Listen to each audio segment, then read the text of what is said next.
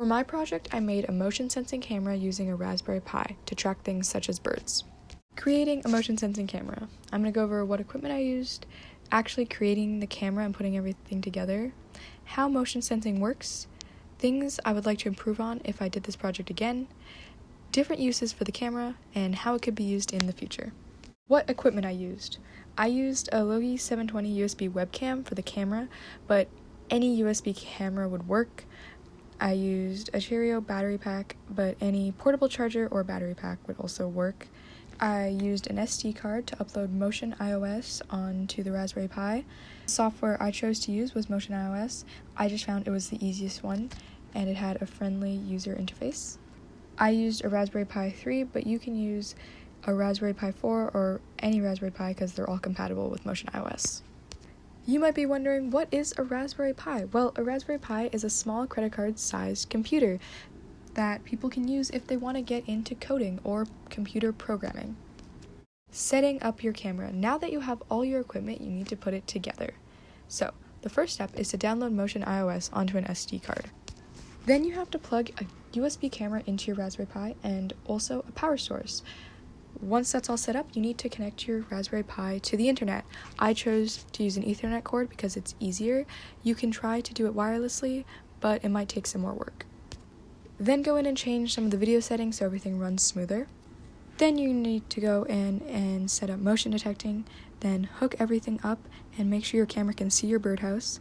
Don't forget to build a birdhouse and get lots of bird seeds. And now you're ready to go watch some birds. The camera only records when it senses motion, and here we have a video of me testing that out. You might be wondering, how does motion detection even work? Well, basically what the camera does is it looks at the footage frame by frame. It's looking for any change in the pixels. So not just any movement sets off the camera, we have a filter. A filter means the maximum or minimum amount of pixel change it will pick up on. For instance, if a massive animal comes through, it's not going to pick up on that because we're not looking for big animals, we're looking for tiny birds. As you can see, this is the Raspberry Pi, the camera and the power source are plugged in. There's also an Ethernet cable connected to the router.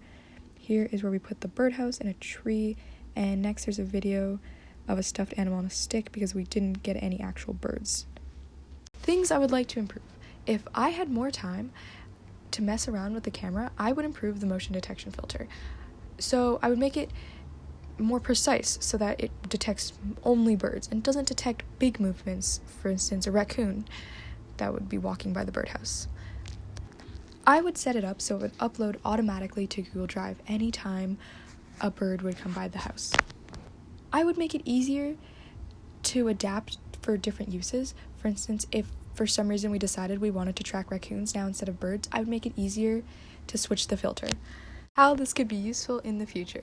In the future, we could build fully autonomous cameras that would track the bird and send a video directly to Google Drive, alert us, and then put it into some sort of tracking software that could graph it over time. Ideally, this camera would be able to tell the difference between different species of birds.